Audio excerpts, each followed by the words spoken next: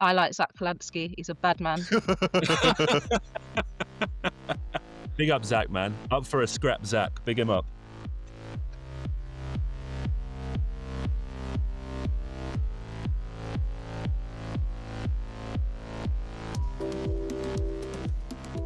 Hello and welcome to this week's Life of the Party, a deep dive into everything to do with your party, the Green Party, and whichever new left party we all end up being a part of. I'm your host, Todd, and I'm here with my friends and comrade Shanice McBean. Hello.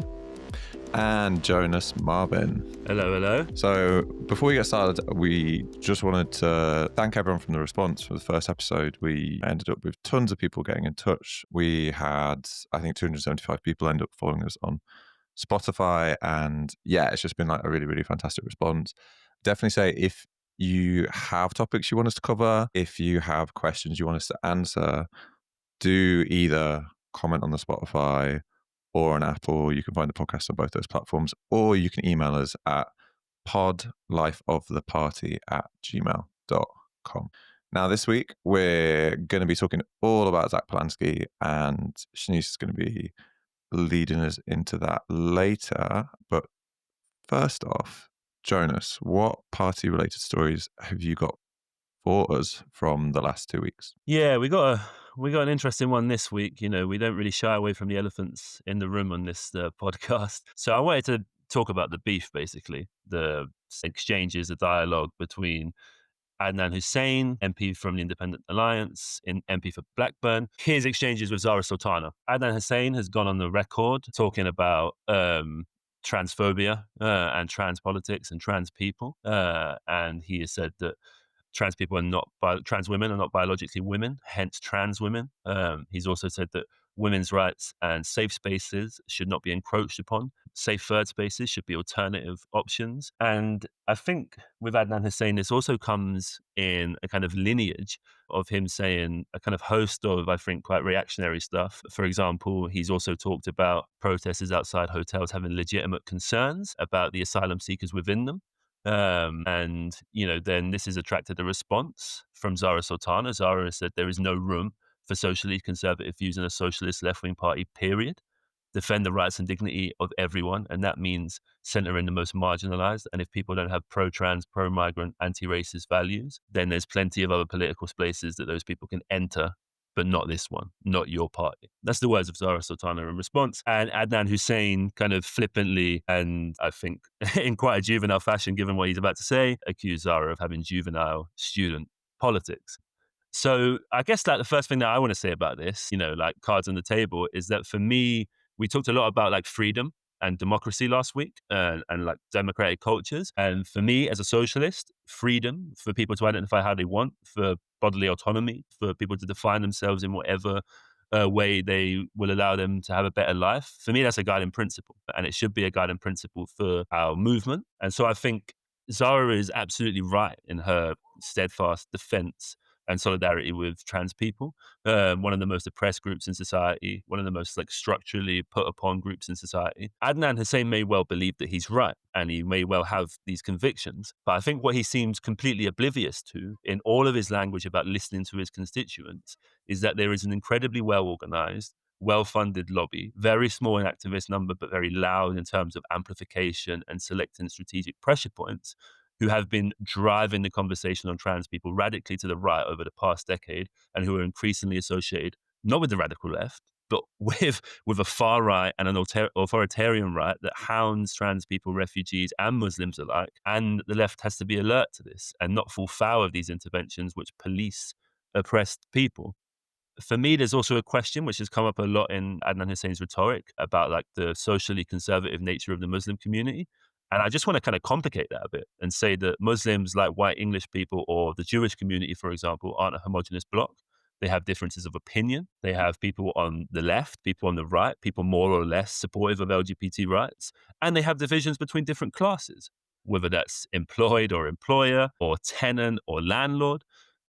But I guess that before I throw it over to you guys for thoughts, I do want to make one caveat to this conversation, which is, whilst I absolutely don't think we should tolerate an MP with a platform claiming that he's being silenced by a repressive left on Twitter, I think it's kind of ridiculous as a kind of story. I do think socialist politics is kind of the art of composing different fractions of the population together into like a meaningful felt coalition. And that takes time. It takes dialogue, persuasion, internal struggle in a democratic culture, all things that lend themselves not to beefs on Twitter, but actually talking in a room, organizing together, eating together, building a movement that can find common ground in the process of shared collective struggle. And so I really hope that one of the things that activists and organizers take from these disagreements is that you begin to build that approach rather than the approach promoted on like Twitter beefs. But what do you guys think? Oh boy, where to begin? I've got a lot to say on this. Let me start here. I think that so Adnan, in his exchanges with Zarah, spoke about his conception of your party being a broad church that speaks the language of constituents. And I think what we have in this exchange are two different visions and two different models of what your party could or should be. On the one hand, we have Adnan's model, which is the idea that MPs can be politically independent from the party. They're first and foremost accountable to their constituents, not to the members of the party that they're part of. And therefore, they're not tied to any specific political position or any specific kind of prioritization of a political question. And in Adnan's conception of politics, class and oppression are completely distinct, and democracy is hyperlocal. Contrast that to kind of how Zarah responded. Her conception of your party as one where actually members and MPs are politically accountable to the democratic positions and, you know, debates and discussions within the party. So that's this idea of like political discipline. Our party is going to believe in this position, and that's the position we expect people to kind of push out. And then she also has a conception of kind of class and oppression that are co-constitutive. So what do I mean by that? So Stuart Hall has this oft-quoted phrase that race is the modality in which class is lived. You know, these things connect, they co-constitute, they are inseparable. And I guess Zara's conception of your party is one where democracy is national to the party, not local. So I think there are these political differences of principle, which Jonas, you really articulated well. And then alongside that, there are these questions of, well, what is your party for? And I have to question Adnan, you know, if you're going to be part of an organization, take its resources, use its name, what's the point of doing that if you're not going to then be accountable to the democratically arrived at political positions of that party? Yeah, I mean, look, I really agree with a lot of what you guys have said, but I do think it opens this interesting question around what do you expect of the leadership of an organization compared to what do you expect of the membership of an organization compared to what you expect of the voters who may support an organization but be outside of it.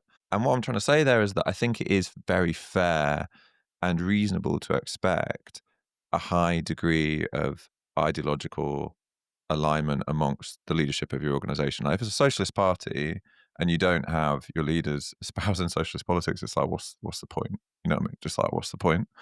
At the same time, you do not expect and should not expect all of your voters or your supporters of your party who exist outside of your party structures to have coherent socialist politics, because they won't. And I'm sure this is a thing that will come back to time and time again, but most people have incredibly chaotic politics. We are weird in that we have quite coherent politics and we're ideological and we have like a framework through which we view the world. But most people have chaotic politics where they may well think that we should legalize weed, take all the rich people's stuff and ban all immigrants. That would just be like quite a common like set of political beliefs for a lot of people across this country. And we need to be in dialogue with those people. We need to win those people over. We need to introduce those people to socialism. We need to introduce those people to a different way of seeing the world and understanding power. And the only way we'll do that, if we go in with a listening ear and an understanding orientation. And I think this is why I would caveat what Zarah said, in that I think when she said there is no place in our party for this, for me, I think the correct version of that is there is no place for leaders in our party to exhibit any of that. I think for people who join as members and who are perhaps new and are still on a bit of a journey, I think there is some place for that, as long as they are on a journey towards a certain point. Like I think we have to be understanding that people come from different places. And then I think with our supporters or our voters, it is definitely the case that they're just going to have loads of mad and wild views, and we just have to be okay with that. I think to add on to what Jonas was saying as well, I think underneath the surface, and I've seen discussions on this question, there's this idea of a left wing and a Muslim alliance and questions around kind of what that might mean. And I think there's maybe, and this is just my perception, a calculation being made amongst the kind of decision makers and the movers and shakers of your party at the moment, that Muslims who are kind of disillusioned with how Labour has facilitated the genocide in Gaza and who are, really quite perturbed by the escalation of far-right racism in this country will cleave away from Labour to your party. And the kind of glue that will kind of bring that together will be an alliance with these independent MPs. But I think, and then the next part of the argument goes, therefore we have to accept our views on, for example, trans rights and LGBT rights and women's rights. We have to kind of equivocate and moderate those because Muslims are socially conservative and we want to kind of hold this left Muslim alliance together. And this is, I think, the undercurrent to some of this. And I have huge problems with this. First of all, there is, for me, I think, an inherent sexism in just the complete disregard of the Muslim women MPs, such as Oksana Begum, such as Zarah Sultana, who have never wavered on trans rights, never wavered on women's rights, LGBT rights. And, Oksana Begum, for example, is the first hijabi Muslim woman in the Houses of Parliament, and she's been pro-trans rights from the very start. So this idea that, Muslims are just socially conservative, and in order to bring Muslim voters in to your party, we've got to kind of equivocate on our solidarity with trans people. But I think there's a second element to this, which is that we're kind of playing to the kind of logics of the culture wars and the status quo in politics at the moment. And I think that's a huge problem. Your party, in my view, should be about political transformation, not just bringing coalitions of existing people together and being represented by what are, in some ways, members of parliament who you might conceive as class enemies in one sense. Adnan Hussain isn't just a landlord. He's got a whole portfolio of kind of real estate businesses. This isn't I was just a wondering when you landlord. get to it. I was wondering when you get to it. And in my conception of your party, the aim isn't cross-class alliances. The aim is class antagonism and class confrontation, and that actually requires building a kind of organization that will confront those dynamics as opposed to assimilating them. Lots to say. I'll stop there. Yeah, I mean, it is just. I mean, it is just clearly ridiculous that like a new socialist party would be led by somebody who is a corporate landlord. Like, it's just, you know what I mean? Like that is just ridiculous. Yeah, it's ludicrous, and it does really raise the question of over the next 6 months to a year, maybe longer, depending on what happens. Like what I raised this last episode. What are the mechanisms that members can develop to hold people to account, to hold MPs to account? That's a perennial problem for socialist electoral politics, where you have elected representatives. But how do you have a meaningful relationship of accountability that you can actually exercise, that isn't just totally situated online? I do really agree with a lot of what's been said here. I think there's a basic question which you alluded to, Joe. Gramsci called it contradictory consciousness, which is that people think lots of different things at the same time, and political actors, part of the job of a political actor, and the right have proven themselves fantastic at this, is that sometimes you just speak your block into action and compose it in the process of organizing before it exists. And I think we should just be honest that a bit of what Adnan's doing here is that. He's trying to speak a kind of socially conservative block into action. And I don't think we should have much truck with it. I mean, for example, when we were organizing against the far right last year, we had loads of young Muslims come in to defend their communities against the far right. but we also had some Muslims who promote Prevent within the community who were telling white anti-fascists that they shouldn't associate with young Muslims because those guys are violent thugs. It's like you have these tensions within all communities and they come out in moments of crisis. And I think people on the left have to be like attuned to that. And we also have to be attuned to kind of telling a story about how we bring people together and how we compose mass socialist politics without compromising on our politics, but without being really clear that like we do want to win people over and that we don't just want to throw people away or condemn people. This is a process, not an event, and we have to treat it as such. I mean, I'm trying not to agree, but I just think that Stop it. well, no, but one of the most important things I learned in my political life was to just not see things as static, and and just understand that like every group of people, every kind of force is always in movement and it's always changing, and there is always a sense of flow, and it does not make any sense to say X community is Y, because even if X community is Y in the very moment that you say it, it can compose itself and change into something else. And the party can be a vehicle for doing that. You know, if you have a strong, loud, prominent socialist party with leaders making these points, it will change people's minds and it will change how people identify. And I just think that is incredibly important. Any final thoughts on Adnan, guys? Listen, I just wanted to maybe to add a bit of balance. I wanted to kind of pick up on something that Jonas said, which is that, you know, and you said, Joe, which is that we really have to see your party as a vehicle for transformation. And that means transformation of society, but also transformation of the working class. And I think it would be a real danger if the kind of political discipline and centralization of political messaging that Zarah is advocating for becomes a way of disciplining party members and kind of beating them over the head with principle and kind of not allowing room for political education, political transformation, and developing relationships through tension. And I absolutely believe that no one comes into politics with perfect views. And, you know, I'm an abolitionist. I believe in wholeheartedly the possibility of human transformation and relational transformation and political transformation. My problem is just that, you know, we've got someone who sees themselves as a political representative playing culture wars with people's lives. That's where it becomes really problematic for me. Okay, cool. And just a quick one for both of you before we go on to the meat of the show. Obviously, there has been many roaring debates about the name of the new party, and I just want to get your guys' take. Like, what should it be called and why? Shanice, you go first. I don't necessarily have a view on what it should be called, but I have a view on what it should not be called. It should not be called the Socialist Republican Party. Why not? Why not? Sounds great. I can't think of a more vibeless, rizzless name than the Socialist Republican Party. I'm sorry, it sounds like a party name that like someone's great-great-grandparents would have joined. Just, okay, fine to have your politics represented in your party name, cool.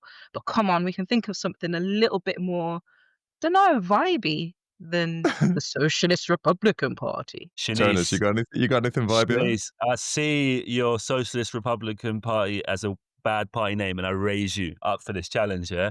So I've been watching the Crispin Flintov, this YouTuber who's been going around to loads of your party events and documenting them on camera, interviewing people and stuff like that. And no shade to this person, but one of the people in the room when they were discussing what the party should be called said that your party should be called the British Workforce. And I thought to myself, I couldn't think of a worse possible name than that. Like Britain, I have ambiguous feelings about, and work, hate. Yeah. Hate it. Absolutely hate it. So yeah, I mean, I think I've topped you there, to be honest with you. No, You win. You absolutely win. I mean, I couldn't find a silly suggestion. I mean, some people were saying we should call it Revolution as a play on reform, and I think funny. that part of me is like, yeah, fuck it, why not? And then there's another part of me that thinks, well, no, that's just not going to work, is it? And actually, Reform have managed to cultivate, mass support that go way beyond their usual hard right base, precisely because they're resonating with a desire that lots of people have, which is to reform and change the system.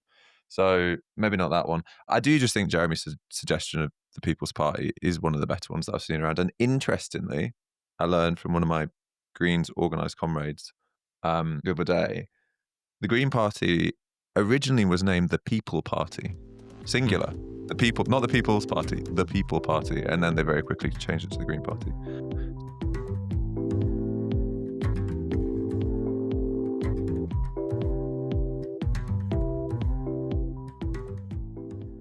So, time for our hot take. So, this is where we touch on a juicy or controversial topic important for the new party, maybe even more controversial than Adnan versus Zarah. We will see. Shanice, I think you're up this week. What have you got for us? Yeah, so my hot take is as follows. Brace yourselves because it's spicy. I'm joking. It's actually not that deep. My hot take is basically if Zack was to lose or fail or flop in some way, then that will come from within the Green Party as opposed to coming from without. So what do I mean by that? So let's break down what's happened over the past couple of weeks. So Zack Polanski won huge in the Green Party leadership election. He won 85% of the vote on a record turnout for Green Party leadership elections. And one of the levers of Corbynism that was a failure, Zack is dominating in, and that's in kind of media performance. And one of the great things about him is he's up for a scrap. So he's challenged Nigel Farage and Richard Tice to a debate. He was on Trevor Phillips' show the other day and was like, come on, let's have the argument.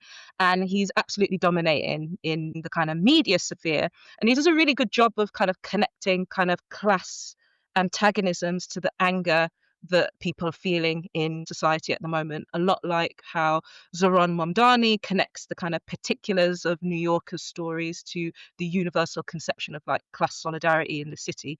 Zack does that with concepts such as, you got the renter being exploited by landlords in the city, and then you got farmers being exploited by big supermarkets and big farmers in the countryside. So for me, he's a really deeply likable guy, and his ability to communicate and connect and storytell is one of his big strengths. And I think that strength comes from the fact that he's kind of ordinary. He hasn't got this huge, long career in politics. He's not jaded, by the dynamics of Westminster.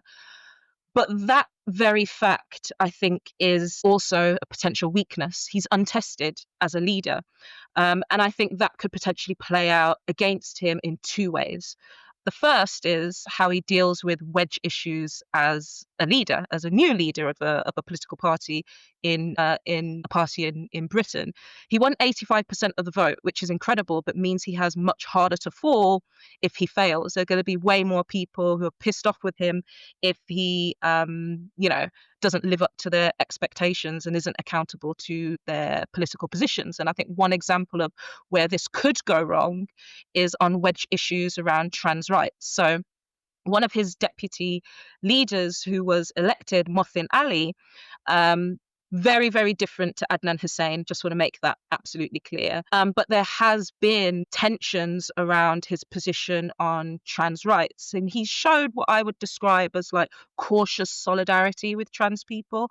So he's made, really good statements on, for example, the same people attacking Muslims or the people attacking trans people. But then at the same time, he's also said that kind of people standing up for trans rights in debates around Adnan Hussain are, and this is what he said, as bad as Farage and Rupert Lowe. And there's a tension there, I think, that could go wrong if tested, and Zack Polanski is positioned between his kind of deputy leader and the membership. So that's one potential dynamic. The second potential dynamic is the existence of the Green establishment within the party and how he manages that party establishment moving forward. So, Ellie Chowns and Adrian Ramsey, who Zack Polanski ran against, they're down, but they're not out. They're both represented in the Green Party parliamentary group.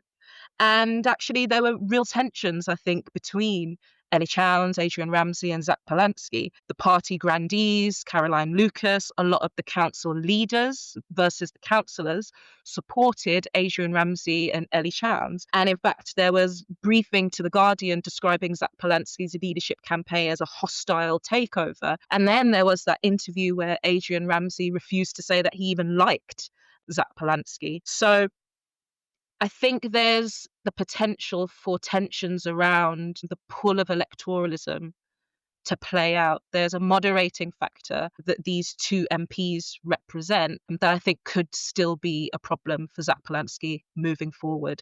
He won't be able to get a foot wrong. He's got to surge in the polls. He's got to be winning, local council elections. The minute he puts a foot wrong, there's the potential for that Green Party establishment to come back for him. So that's my hot take. Jonas, what do you think? Yeah, there's a lot here. I just want to say, and I think a lot of what I will say will annoy a lot of my Marxist friends, and they can drop me a message afterwards and tell me how much I annoyed them. But which is fun. I love that.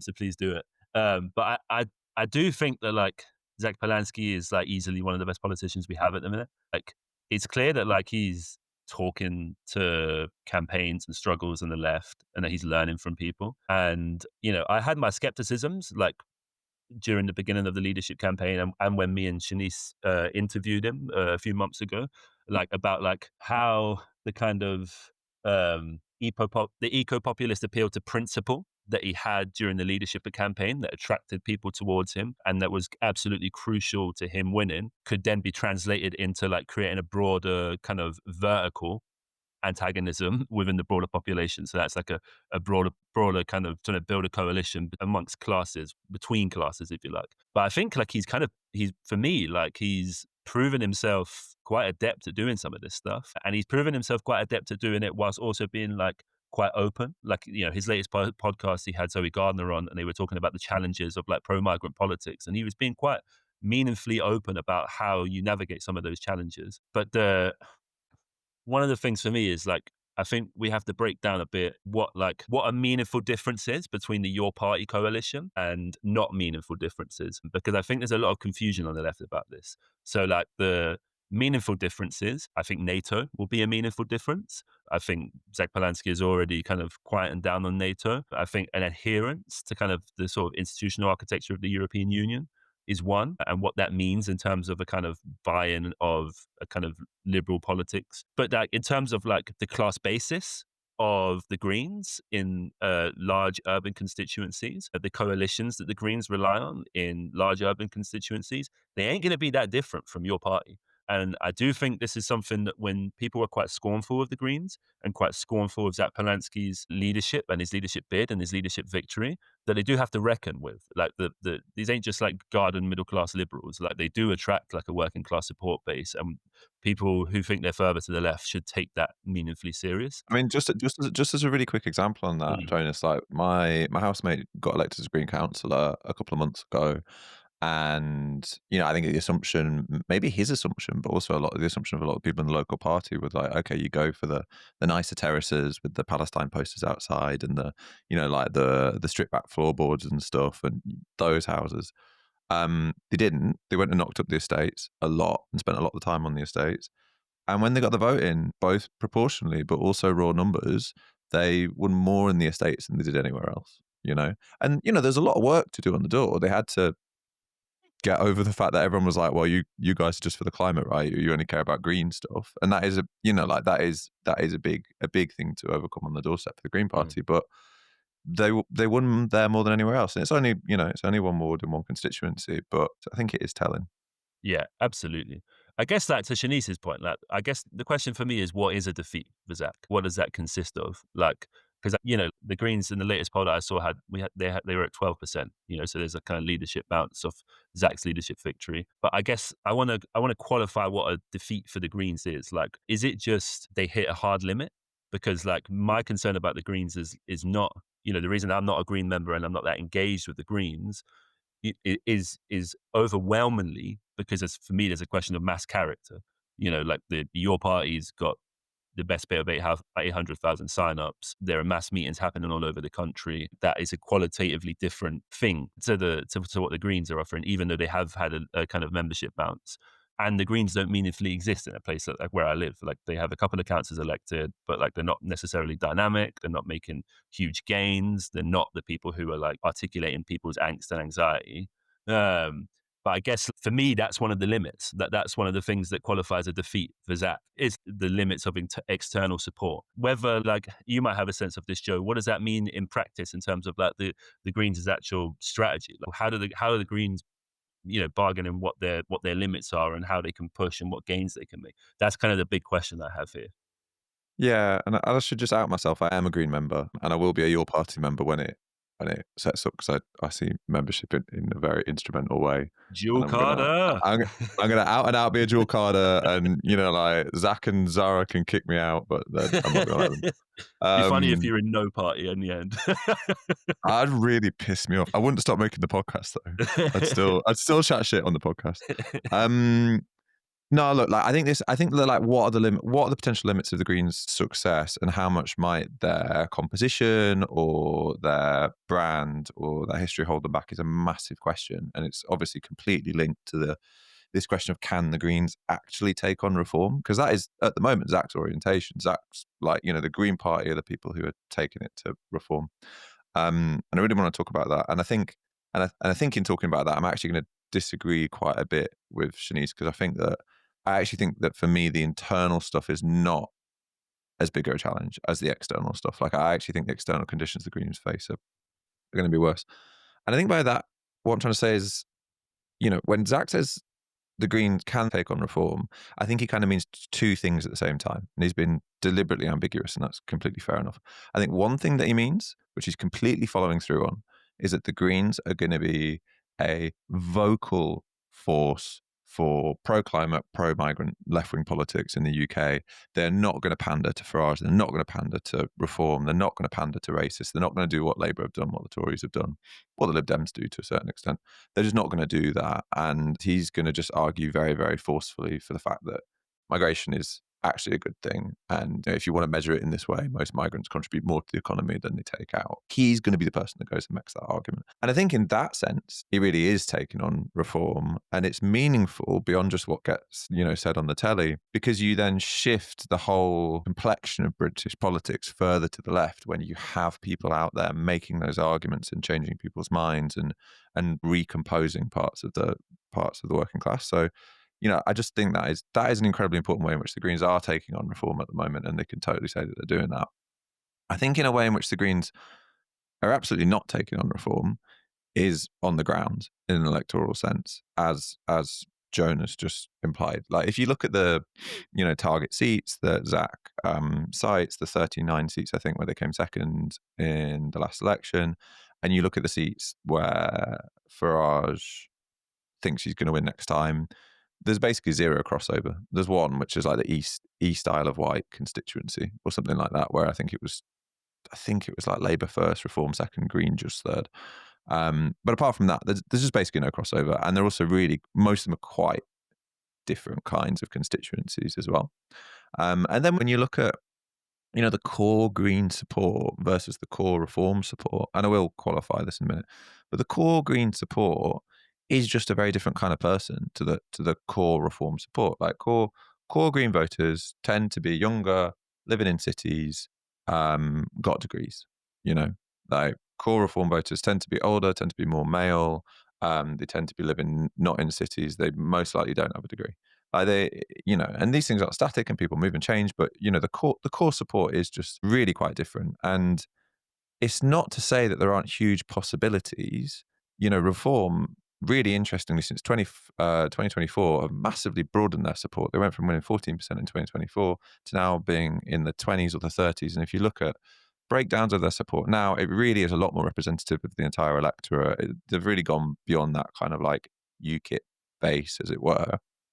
And when you look at polling of a lot of those voters, or just voters at large, it shows that people are very open to voting for lots of different parties. There was one Ipsos poll the other day which showed that 36% of people are open to voting for reform, but 29% of people are open to voting for the Greens, with all of the other parties in between. So there is this sense of openness, and there's also, this sense that, people that might be attracted to reform or people might be attracted to Greens share, which is that they're really pissed off with the political establishment and the system as it is. They don't feel like it's working for them. They feel like people who have a lot of wealth and power are taken out, and that's unfair.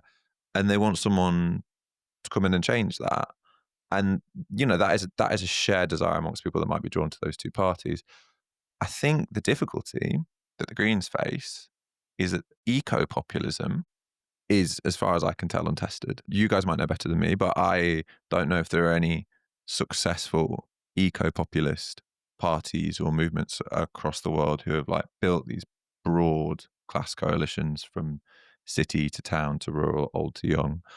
Whereas anti-migrant populism, the kind that Reform espouse, has been incredibly powerful and successful in many, many countries across the world. And, I think Perry Anderson made this point in the LRB recently, that the difficulty for us is that right populists just have this extra lever to pull, which is the anti-migrant lever. And, you pair that with the obsession that the press have, the very deliberate obsession that the press have with rising up the salience of migration every single day. It's like this drumbeat on migration. And then it means you get to the election, migration's the top issue. And even though lots of people might care about taking money from the billionaires and stuff, all the chats about migration, they also think that they can make the country better by getting rid of all the migrants, because then there'd be more money or more jobs or more service provision, whatever. And then they vote for that because that seems like the most possible way of actually achieving some change. And I think that's why I'd say that, I think the external factors are the big, at least talking in electoral terms, because we're talking very electorally, but I think the external factors are just going to be some of the hardest things for Zack and the Greens, because, how are they gonna knock immigration off the top spot, and how are they going to make an eco-populism beat that right-wing anti-migrant populism? I guess part of the Greens strategy to do that rests on the popularity of Zack as a personality, right?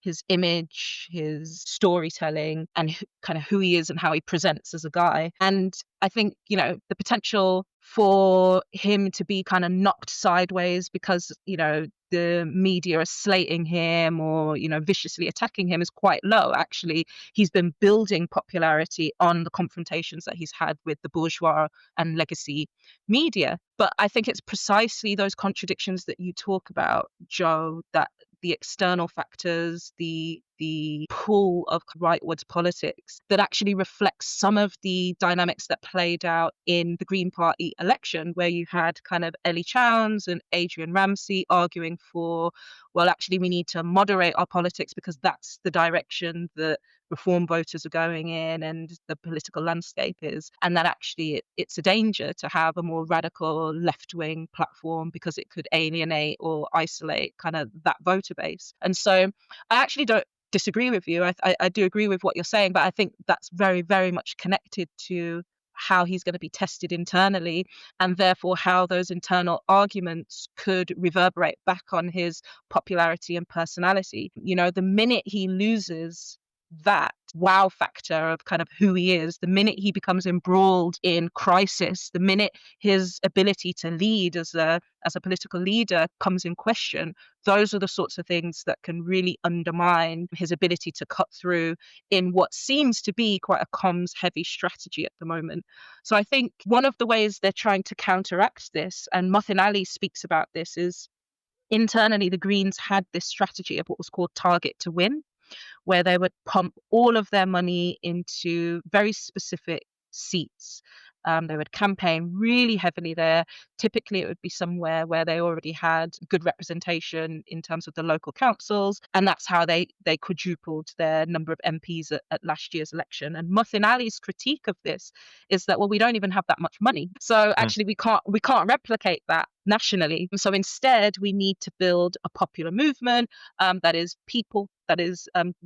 powered by people, and that is mass in nature, which goes back to what Jonas was saying. So the big question is, well, how on earth do they do that? And I think that's where that question of a coalition with your party becomes really salient, because your party has that kind of mass character and kind of, that, I guess, mass potential membership. But it's all open at the moment what that relationship and alliance might look like.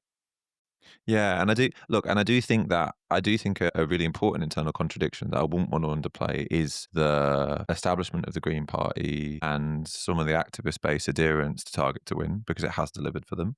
And Target to Win is, as you say, Shanice, this slow, patient approach which says that we're going to build in, one constituency over years and years and years and years and years, and eventually get the MP right the way from councillors up and up and up. And obviously, in a moment of big disruption and big change where reform can go from basically not existing to maybe winning an election within 5 years. That doesn't really feel like it meets the moment in the same way if you conceive of the Greens as like a potential rival populist force. But there are a lot of people who are very attached to it within the party. And, although in the last election, roughly the left took over GPEX, one of the, I'm going to get really green nerdy now. And the left took over GPEX, one of the two like executive bodies within the Green Party. They didn't take over GPRC, I think it's called, which is more in charge of strategy. And we should also remember that the leaders in the Green Party just don't have much power, in the sense that they have to get re-elected all the time. It's like every 2 years. So they're incredibly accountable. And it's not in the Labour Party where what they say goes in terms of how the party's organised or its strategy or whatever. They're just one vote on GPEX and GPRC. I think they sit on both. And it does mean that, the change in the Green Party, even though Zack won an overwhelming majority, the change internally in the Green Party will just take time for sure. Yeah, it really will. And look, I just want to actually disagree with something that you said and just go back a little bit on the kind of core character of Reform. There is that kind of older, northern, not university educated constituent. But there is also a massive bourgeois ruling class, millionaire, billionaire element to kind of Reform, both in terms of how it's funded, who's leading it, and who supports it. And in fact, that's part of the reason why Reform has such a friendly relationship with the legacy media, because their millionaire pals are just dotted all throughout the press.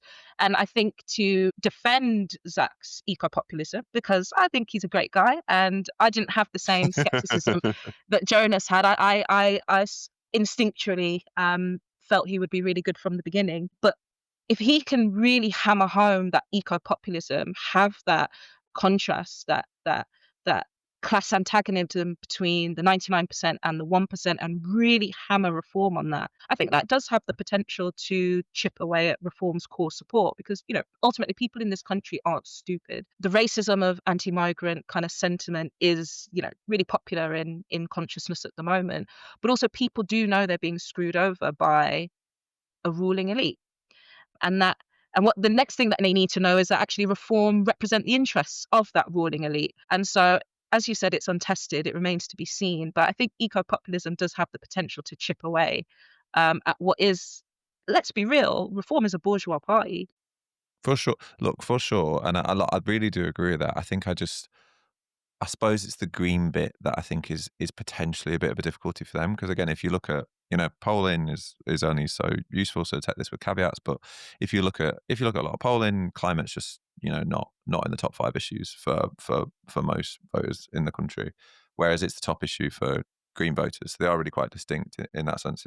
It's either immigration, cost of living, or public services in different orders in the top 3, at least recently in 2025. And I just think maybe this explains, or partly explains, more of the mass character of your party. In that, I agree, the whole game for us on the left is to try and push class antagonism to the top, push wealth inequality, public services, tax on the rich to the top. Those issues, those antagonisms, and show that Reform is weak here, because Reform is a party of the bourgeoisie, is a party of the rich. You look at Farage, ex-investment banker, privately educated. 100%, that's the whole game for us. I just think that your party might be, if it manages to launch and if it manages to build up, some amazing leaders and stuff, it might be better placed to do that. Not through any fault of Zack's. I think Zack's a brilliant performer on TV, but just because it comes with the Green agenda, which I always think is really important, but I think is just a hard one to lead with. Yeah, there's a couple of things here that like are worth like parceling out. Firstly, I just want to say that I was never kind of skeptical of Zach's ability to win the leadership of the Greens. I always thought he'd just do that. I always thought he would duppy the two he was up against. Like it just seemed really written on the wall. But I guess my skepticism came from precisely this conversation that we're having: is how do you break that kind of polling ceiling? How do you break that electoral ceiling? I guess there's one thing that I want to parcel out is that Adam Ramsey, in his article, "The Green Party has finally picked a side," has this really wonderful little phrase that kind of captures the growth of the Greens, or the spread, the radicalization of the Greens. He says, if you join the Green Party because you got climate change in 2009, you didn't necessarily come with the politics of Greta Thunberg. If you joined because you were a youth climate striker in 2019, you probably did. So I think there's something there about like the radicalization of the Green base, but also the increasing salience of climate as a centering issue for a generation of people being drawn to the left. I think we should take that seriously. We'll put that over there. I do think, though, and I think this is something that I'm really trying to insist upon to a lot of people that I speak to at the minute, is that so many of the challenges for the Greens, let's not be naive, they're also challenges for your party, and we should take that seriously. And so, Zack Polanski has proven himself to be incredibly supple, incredibly adept and agile as a politician, I think, and incredibly open to the insights of movements and struggles and campaigns. And I think that you can see, for example, that like some of what he's doing is like, he is articulating what, and which, to be honest, a lot of your party people haven't. It's a politics of the cost of living crisis. And to grasp the cost of living crisis, you have to grasp the way in which imperialism and war on the one hand, but then climate change and kind of greedflation, like big corporations experiencing supply chain shocks and then massively raising their prices, is a central part of how we should articulate politics at the minute. So, I'd be very happy if he lent more into the language of like price controls and stuff like that. But you can see he's going in that direction, and I think that's really good.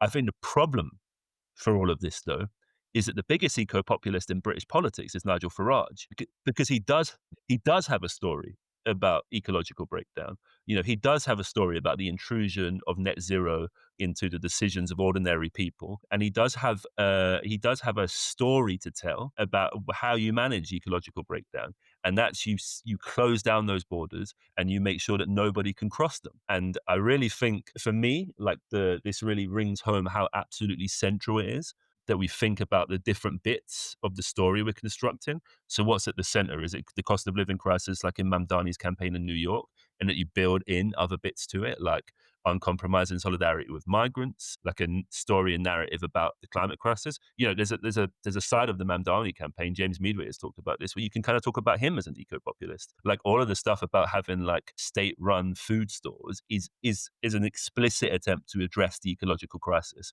like to deal with the fact that food prices have been massively inflated. So I think there are bits and bobs that we can pick at, that we can kind of grasp towards, and kind of your party and the Greens can start to use in a kind of meta narrative about what's going wrong with the country and the world. But ultimately, I do think, like when it comes to the question of populism, Farage is the eco-populist in this country, because he has this story about migration and net zero. And I think until we start to develop a narrative that puts the cost of living crisis right in the center, and we say that the cost of living crisis is deeply bound up with the question of adaptation and climate adaptation, and then we wed to that compelling, principled, values-based story about why migration is something that we should defend and why multiculturalism from below is a good thing in this country, then both your party and the Greens are going to end up in big issues, is my reading. Yeah, I think alongside the question of the story that we're telling, there's also a question of the space that we take up. So what do I mean by that? So there's no surprise that cities tend to have more anti-racist positions, more pro-migrant positions, because you've got people mixing, building relationships in the same place. And then what you tend to see is it's the kind of white suburban areas just outside the city that can look into the city and see that it's changed, but also be far away from the city enough to not be building those relationships that tend to be the kind of hubs of anti-migrant racist sentiments, places like Kent, like Luton.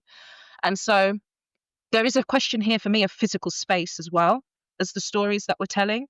How are we on the ground connecting, building, making spaces where we can tell our stories and have them land. When your party branches are set up as the Green builds, similarly to what Reform does when it sets up its, cost of living hubs and nappy sharing services. How are we telling stories, not just in the media, but on the ground? And that's a tricky one, I think, for the Greens, because their membership base is smaller. So unlike, for example, Zoran Mamdani's campaign, where he's got 29,000 people out in local areas from different communities, different religious backgrounds, different racial backgrounds campaigning for him, that same kind of infrastructure doesn't exist in the Green Party. Potentially could exist in your party, but again, your party is nowhere near getting itself a conference, let alone a field infrastructure. And then the second thing is money. There's going to be, I think, a big question. And when we interviewed Zack, there was this tension around electoralism versus movement building and organizing. And if you're pumping all your money into having, 39 more MPs because there are 39 seats that they came in second place to Labour, that's where your money is going.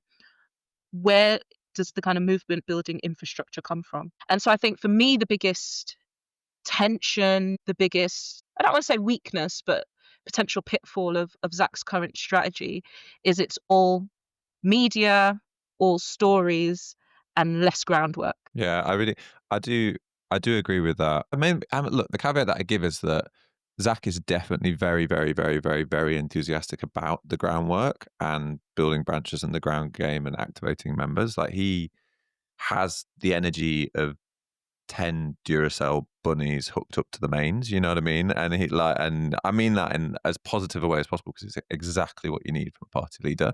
And as far as I could tell through his leadership election, he just spent all of his time just like with members, and you could tell that he just loves being with the membership, you know what I mean? And it's really beautiful, actually. Like, it's properly like a really good thing.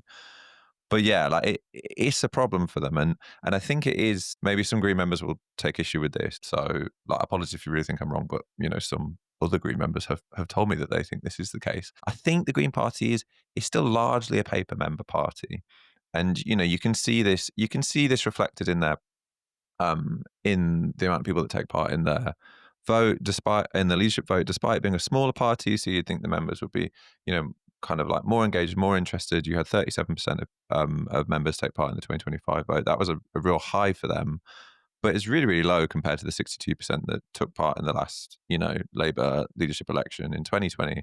And that was actually a real low for Labour. That had dropped since the previous leadership election. You also, you talk to various Green members, and it is just the case that you have lots of people who are part of the party who just don't do stuff. Now, that is the case for lots of parties and has always been the case for Labour and the Tories. But I think this will, as you both say, be a big issue for them if they're gonna create this culture and practice of having empathetic and understanding conversations with people you don't agree with on the ground across the entirety of the country, because we know that we can't only or even at all rely on the media to communicate our message, because it will always be stacked against us. And to give Zack his credit, he has modeled that perfectly straight away. Like, what does he do on day one of winning or day two of winning? He goes to Clacton and he talks to people who voted for Nigel Farage or people who live in his constituency. And as far as I can tell, has really quite open and empathetic conversations with them where he tries to listen to them and, work out where they're at. That's just precisely what a leader of a party like the Greens should be doing, because it is precisely what the membership of the party should be doing. Can I just say one thing to that, which is that like rarely ever share vox pops like that, because like so many times when you see vox pops of people speaking to Reform voters in Clacton or somewhere else, like it's always so condescending and patronising. Not that, I'm not saying that Reform is like a uniquely working class party. It's not. It has bourgeois support. It has a massive petty bourgeois base, and it has increasingly more working class support. But like the fact that like Zack approached those conversations without any sense of condescension, and with like he's having a conversation with them, and he doesn't see these people as like idiots. Like is like just like a nice break from that the kind of liberal norm. But it might be quite different. And I don't want to extrapolate too much from anecdote, but it might be quite different from the views of some Green Party members who have been in the party for a long time. And, I remember when I was canvassing with them, having conversations with some people who were saying, well, anyone who's thinking of voting reform or anyone that's ever voted reform is a racist, and I don't want anything to do with them. And my response was like, well, they might be racist, or they might be a bit racist, but they also might not be, or they might have chaotic politics, and there may be a possibility of winning them over. But it just felt when I was talking to this guy that he would never countenance even talking to someone like that. And I just don't think that orientation is going to get us anywhere, to be honest. Yeah, you're going to lose. You're just going to be a big, massive loser if you're not willing to have Yeah. conversations with reform voters or people that you disagree with. You're just going to lose.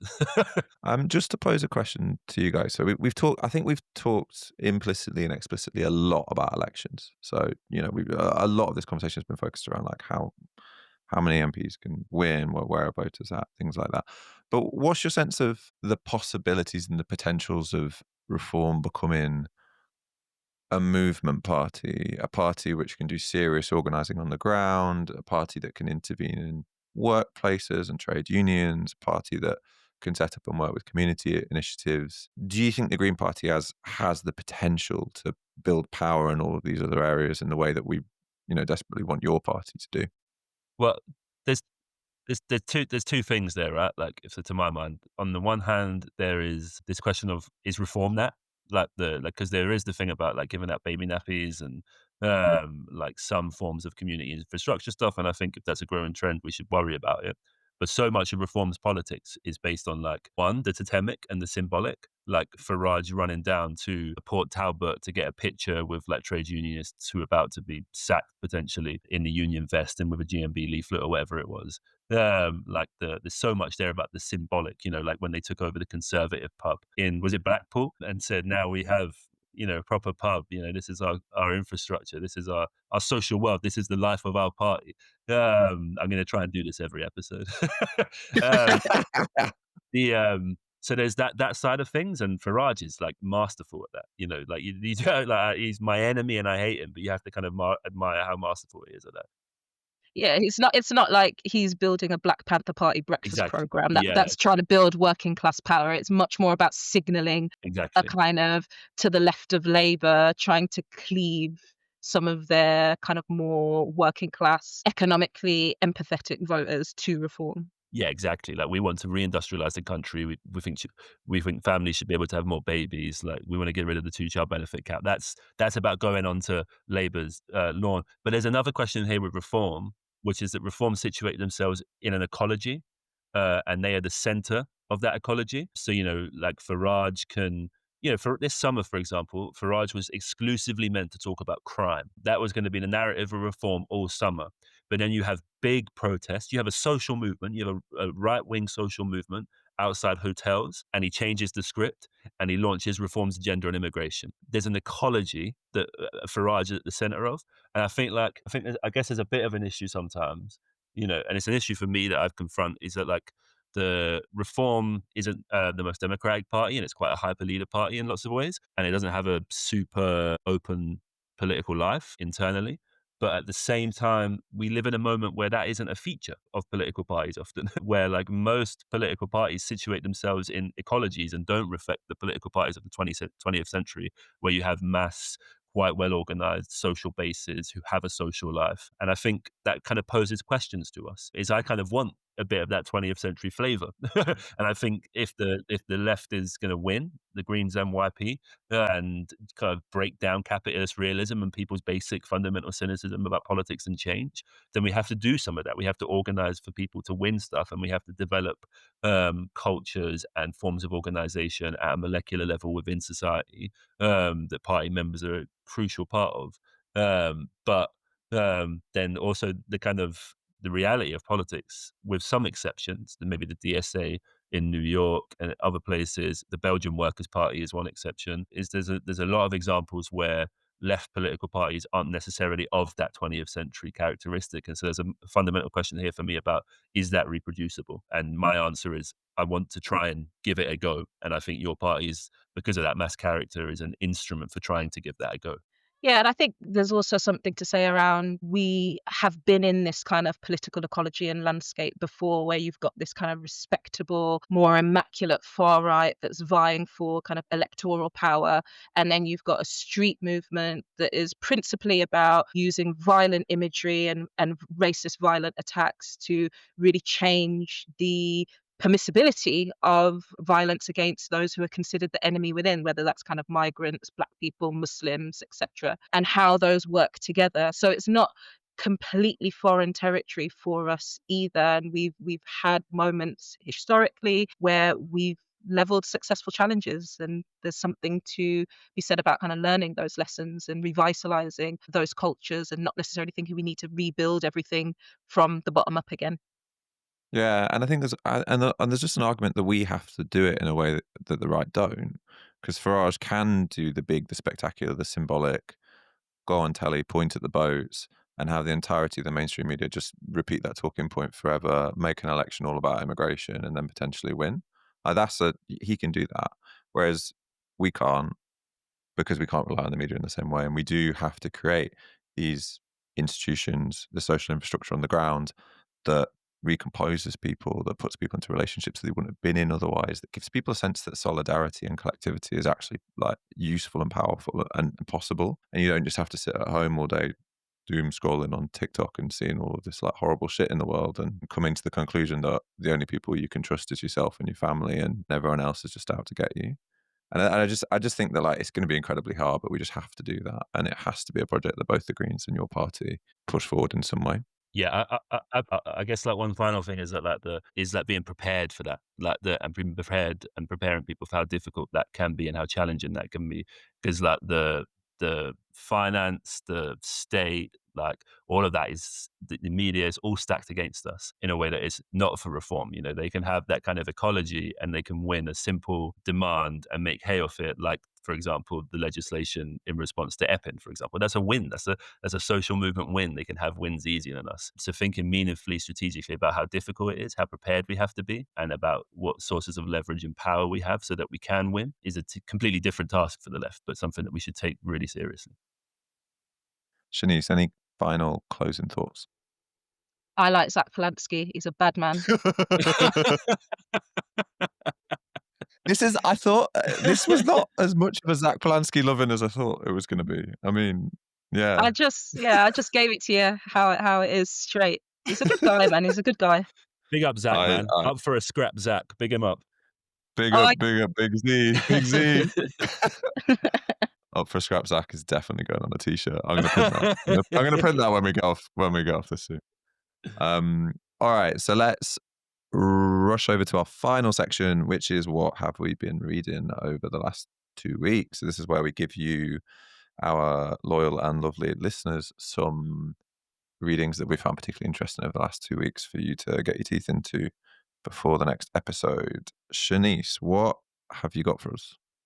So I've been really curious recently around how Zoran Mamdani's campaign for the morality in New York has leaned on some of the politics of alternatives to carceral systems. So thinking about how he is disbanding the New York Police Department's strategic response group that kind of brutally suppresses protests. He's creating a new department for community safety to tackle intracommunal harm and kind of divert police away from things like kind of mental health and homelessness. And I've been thinking about what might we do in the UK to kind of bring a similar flavor of really thinking through alternatives to policing and prisons that really do work at solving community violence and harm in communities. So one book that I've been reading is Their End is Our Beginning by Brian Bean, who's a US comrade. And in this text, he kind of just really gives you the common sense arguments for empirically why policing doesn't work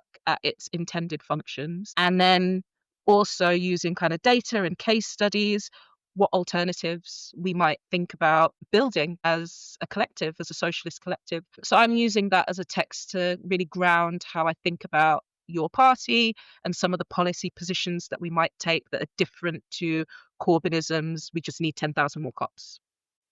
Nice. Jonas, what you got? Yeah, I'm going to slightly break the mold and say that I don't have a read of the week, but I do have a kind of listen/watch of the week.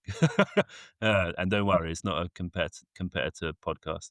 The I watched a video by academic called Katrina Forrester, and it's talking about in and against the state. And in and against the state was this kind of heuristic that was developed in the 60s and 70s for understanding how socialists approach the state, how you build power outside and within the state. And it came from state people that worked within the state rather than elected representatives. And then it was kind of taken on by John McDonnell and kind of popularized during the era of Corbynism. And Katrina Forrester kind of breaks down like the kind of genealogy of this, how it comes actually from a tradition of Marxist feminism and Marxist feminist thinking. And that it shouldn't necessarily, that there was a tendency during Corbynism to collapse John McDonnell's kind of recollection and memories of the GLC, of which the idea of in and against the state was around it, and with this actual quite deep-seated theorization that was happening amongst active sort of revolutionary Marxist feminists in like the late 20th century, who were trying to cope with the question of how do you deal with the state as socialists and Marxists during an era of deindustrialization. And so it's a nice reminder that, like, to me at least, as well as being really informative, that like we should actually be theorizing why we take part in the struggles that we do, what they tell us about agency and the sort of complexities of social transformation. So I really, link in the show notes, but I really recommend it. Nice. I think mine is an essay that Robert McGowan, one of the founders of Greens Organised, wrote in Prometheus back at the start of the year. I revisited it for the episode, and I just think it's number one, it's a good rebuttal to some of the more simplistic understandings of the Green Party that I and others had back then. Yeah, the essay specifically critiques me, and yeah, I'm still recommending it to you because I'm so magnanimous. But it changed my mind. It changed my mind, and I also just think it gives a really good sense of the priorities of the kind of eco-socialist project within the Green Party and what they should be and what they are beyond any one leader or any one election cycle. And I know he wrote it with like a bunch of other people's input as well. And I just think it's a really good kind of like statement of kind of like founding strategy and principles for that project within the Green Party. So yeah, I'd really, if people haven't read that, I'd really, really recommend reading it. Cool. So that is it until next time. We will include all of the links in the show notes. But in the meantime, please find us on Instagram at life.oftheparty and on Twitter, lifeofpartypod. Please leave us your comments. Ideally, leave them on Spotify or Apple because it makes algorithms like us, and we want algorithms to like us, so more people listen to us. And also, in those comments, please put questions to us. Tell us issues that we should cover. We probably will do a listener question segment in the future. And if you want to get your questions in there ahead of everybody else, send them to us. Thank you so much, guys. See you soon. Laters.